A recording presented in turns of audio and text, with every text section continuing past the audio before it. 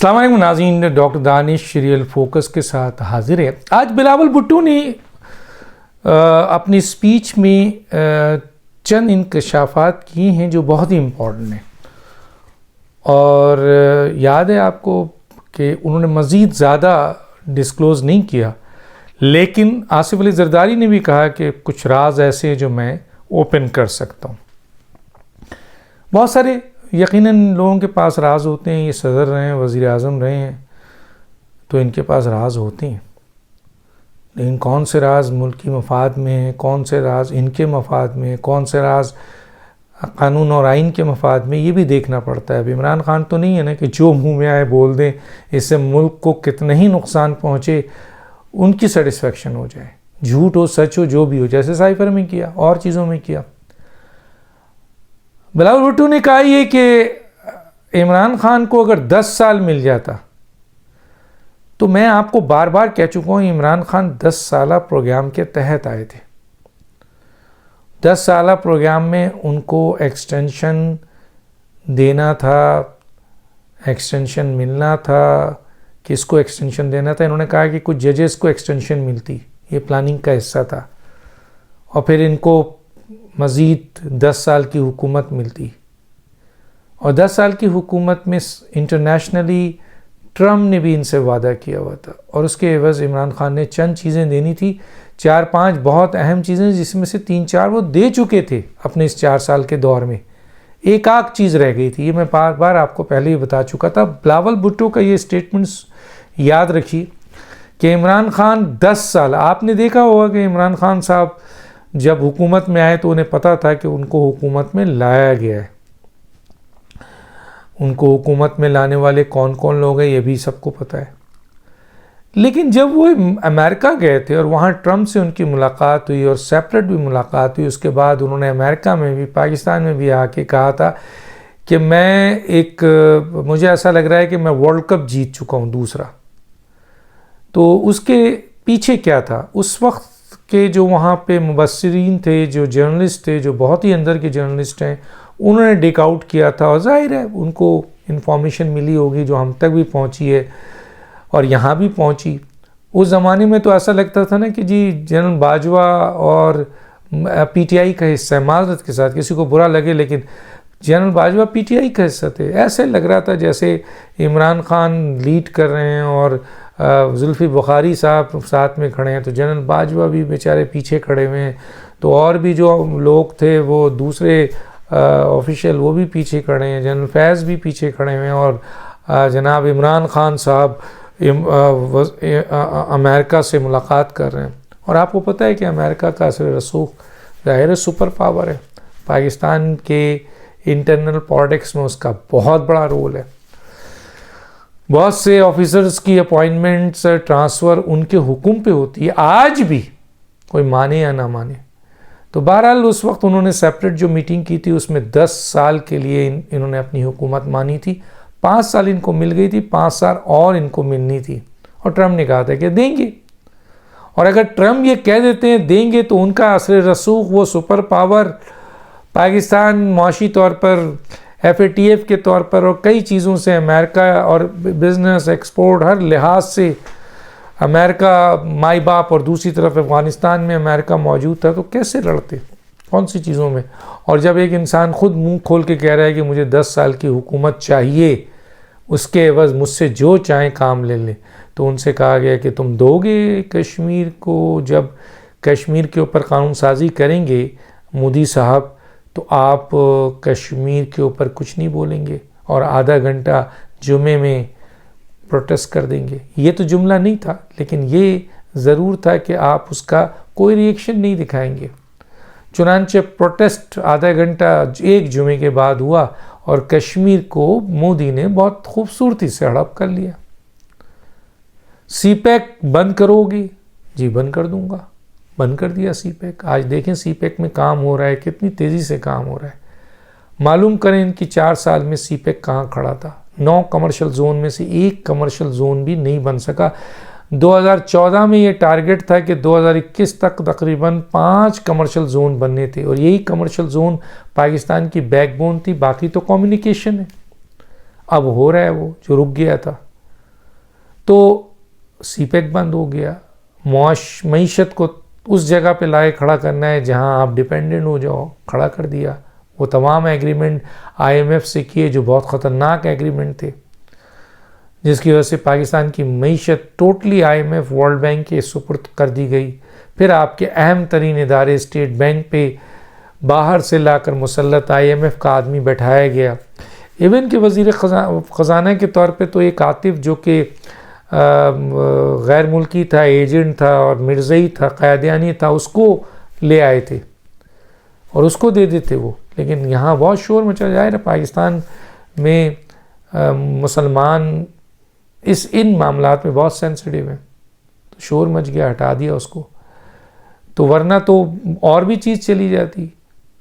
آخری جو اسٹیپ لینا تھا انہوں نے یہ لینا تھا, ادارے جو پاکستان کے مختلف اہم ترین ادارے ہیں ان کو گروی رکھنا تھا, اور آخری گروی رکھنا تھا یعنی ایٹمی پروگرام کو چھوڑ دینا تھا.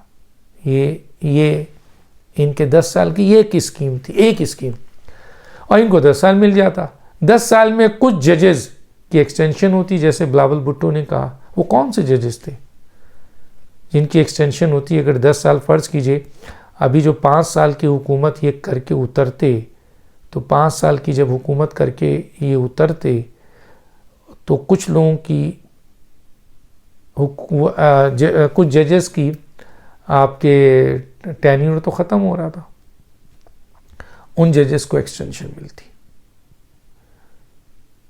ظاہر ہے کہ بلاول بھٹو نے آج کے دور کے ججز کو دیکھیں نا, ثاقب نثار ہوں, کھوسا ہوں, آپ کے حشمت ہوں, اور پتہ نہیں اعجاز حسن تھے, وہ لوگ تو اپنا ٹینیور گزار رہے تھے.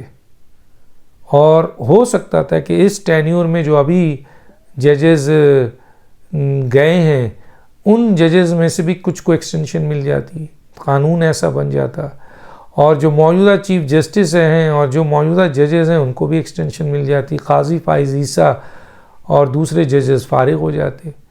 تو امریکہ ادھر بیٹھا ہے, ادھر سپریم کورٹ ان کے ساتھ ہے, ادھر آپ کے جناب آرمی چیف کی ایکسٹینشن ان کے ساتھ ہے, جنرل آئی ایس آئی کے چیف کی آئی ایس آئی کے چیف آرمی چیف بن جاتے جو بہت کلوز رہے ہیں. اچھا آصف صاحب, جنرل آصف صاحب جو ہیں وہ باجوہ صاحب وہ ڈی جی آئی بن جاتے, جو عمران خان صاحب نے جنرل باجوہ سے جنرل ندیم انجم کی بجائے جنرل آصف کے لیے ڈی جی آئی صحیح کے لیے کہا تھا. کیوں؟ تو یہی تھا کہ جی جنرل فیض آرمی چیف بن جائیں گے, جنرل آصف, اطلاع ہے جو میری وہ میں آپ کو شیئر کر رہا ہوں, بہت اہم اطلاع ہے, اور یہ ڈیمانڈ بھی کی گئی تھی جنرل آصف کو ڈی جی آئی.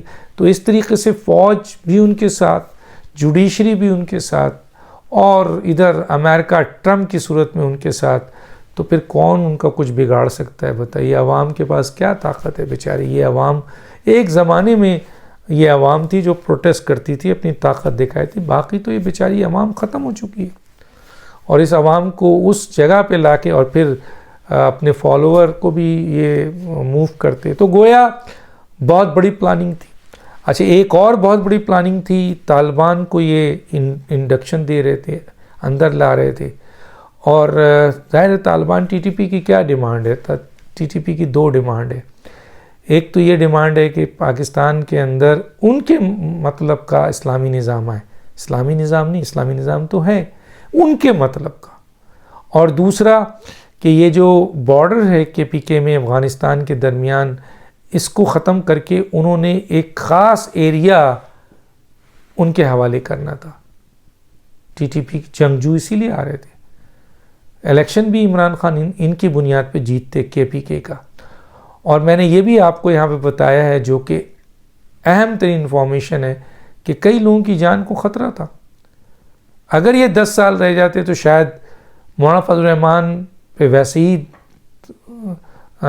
قاتلانہ حملہ ہو چکا تھا اور ان کی جان کو خطرہ تھا ان کی حکومت میں. نواز شریف کو زہر دیا جا چکا تھا, ان کی بیٹی کے کلیم ہے ان کی جان کو خطرہ تھا. اسی طرح جتنے بھی پروگریسو تھے, بلاول بھٹو کی جان کو خطرہ تھا, مریم نواز صاحبہ کی جان کو خطرہ تھا. تو آصف علی زرداری کی جان کو خطرہ نہیں تھا، لیکن آصف علی زرداری کے لیے جیل تھی، اسی طرح چند لوگوں کے لیے ٹوٹل جیل تھی.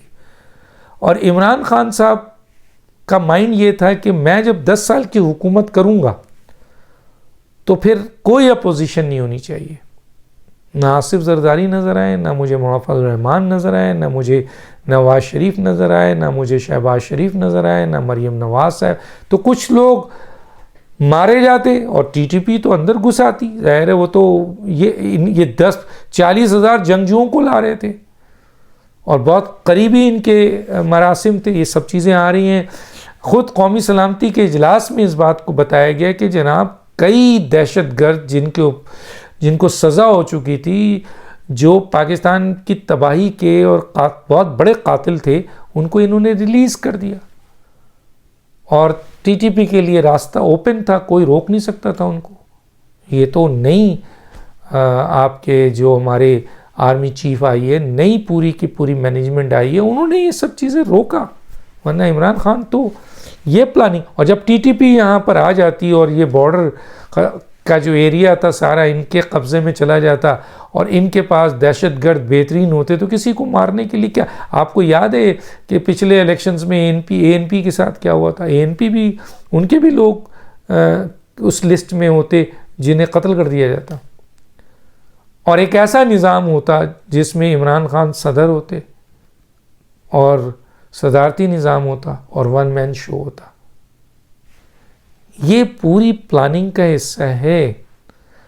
اس طرف اور اس طرف 10 سال. یہ بلاول بھٹو نے چند باتیں تو کھول دی، لیکن باقی چیزوں کو انہوں نے. اور ایک اور چیز جو میں بتانا چاہوں گا کہ اس سلسلے میں بھی وہ چلے گئے تھے کہ جب ایٹمی ہتھیار کو وہ فنش کرتے تو پھر اس خطے میں 2 طاقتیں رہ جاتی، ایٹمی ہتھیار 3 رہ جاتی ویسے تو، چائنا اور بھارت. اور آپ کے پاس جب ایٹمی ہتھیار نہیں ہوتا تو پھر آپ کو کس کے تسلط میں چلے جاتے؟ آپ بھارت کے. اور آپ کو پتہ ہے عمران خان نے کہا تھا کہ خدا کرے کہ مودی جیت جائے، اور وہ جیت گیا. اور اس کے بعد کشمیر گیا. اور جب یہ کشمیر کا مسئلہ ختم ہو جاتا اور کہتے کہ جی ہمارا کوئی ڈسپیوٹ نہیں ہے، چلا گیا ادھر، ہماری کشمیر ادھر ہے، یہ کہتے تو رہے پاکستان کو 3 حصوں میں تقسیم کر دیا جائے. تو پھر یہاں پر وہ یہ کہتے کہ جی ہمیں ایٹمی طاقت کی ضرورت نہیں، ہمیں فنڈ چاہیے، پیسہ دیجیے. اور پھر بین الاقوامی طاقتیں اور جو جس ایجنڈے پہ یہ آئے تھے وہ سب ملتا ہے ان کو، اور ان کو کوئی اعتراض نہیں ہوتا کہ اس خطے کی سپر پاور بھارت بن جائے. وہ تسلط میں کام کرتے اور اس ملک کی حکمرانی کرتے ون مین شو کی حیثیت سے. کسی پولیٹیشنز کو نہیں برداشت کرتے. وہ تو یا تو جیل میں ہوتے یا فارغ ہو چکے ہوتے. تو بلاول بھٹو نے آج اپنی تقریر میں ایک حصے کی نشاندہی کی ہے اور باقی حصے کی نشاندہی نہیں کی. کسی اسٹیج پہ کریں گے، یہ کریں گے یا کچھ اور لوگ کریں گے. قومی سلامتی نے بھی کچھ اس چیز کی نشاندہی کی تھی اور کچھ اہم ترین باہر کے جرنلسٹوں میں کی تھی. میں نے آپ کو جو اہم ترین اندر کی بات تھی وہ آپ کے سامنے لے آیا ہوں کہ 10 سال کی ان کی حکومت میں کیا کیا ہونا تھا. تو دانش کو اجازت دیجیے. اللہ حافظ.